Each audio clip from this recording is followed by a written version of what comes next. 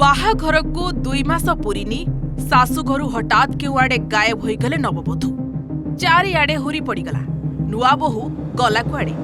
बापघर लोकंक सह पूरा गाँ उठी आसी शाशुघर आगे होहल्ला कले। हत्या अभियोग भी आनिले। आपण देखुथिबा ए दृश्य हेउछि पुरी जिला कणास ब्लॉक सुनाखला गाँर 2 मास तले कालीघड़ी गाँर रामचंद्र सामंतरायଙ୍କ झियो मधुस्मिता सुनाखला गाँर रवींद्र चंपती को विवाह करथिले। हेले एमिति कोन हैला जे मधुस्मिता निखोज होई गले। से कुआडे सकाळु नदी को गाधोइबाकू जाई फेरी नथिबा शाशुघर लोके कहिले। हेले मधुस्मिताଙ୍କ बाप घर बुझिबाकू नाराज। आम झियो को हत्या करा जाईछि बोली अभियोग आनिले सेमाने। आम झियो को मारी को काडे छपेई देगी दी हम आम झियो रे न्याय चाहू। रास्ता रोक हैला निया जड़िला। आंदोलन जोरदार है। खबर पाई तुरंत पुलिस पहुंची खोजाखोजी कला। नदी रे बुड़ी आत्महत्या करिथिबा संदेह रे तन्न तन्न करी निकट रे थिबा नदी पोखरी छानबीन कले ओ ड्राफ्टिंग हेले मिलिलानी डेड बॉडी लागिला कांद बोबाली।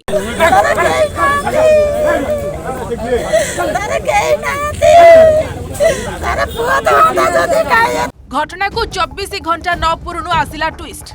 जहाँ पई एते हंगामा हैला से सुरक्षित भावे उद्धार हेले। निराकारपुर स्टेशन रु उद्धार करा जाइथिबा नै सूचना दैछन्ती गडिसा गोदाई आईसी। रोसई कथा को नै सासु घरे पाटितुंड लागुथिबारु घर छाड़ी पळाई आसिथिबा कहिसन्ती मधुस्मिता। से वर्तमान पुलिस हेफाजत रे अछन्ती। कालीगड़ी झियो वाला मधुस्मिता सामंतराय से बाहाइतिला रवींद्र चंपती की तांकर 2-3 मास तले बाहागर होइतिला। सुनाखेला रे बाहाइतिला।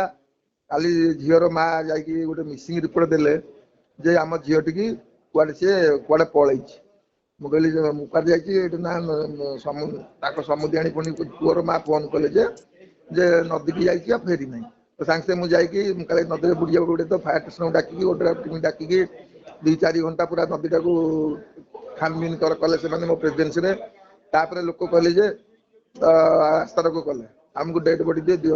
लोक मरी ना डेड बॉडी कौन दिया। तो मीन टाइम राति जाक आम करके रेलवे स्टेशन ट्रेस कलु निराकारपुर।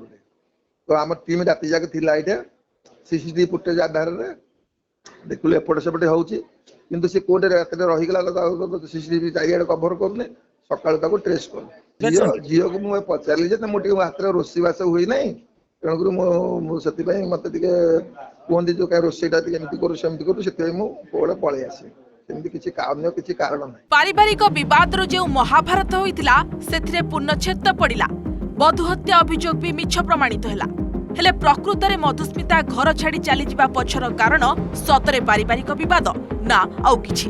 मधुस्मिताଙ୍କ मानसिक स्थिति ठीक अछि त एमिति प्रश्न भितरे ए घटना को नै एबे चर्चा जो। पुरी जिला कणासुर द्युतिकृष्ण पट्टनायक रिपोर्ट ओडिसा रिपोर्टर।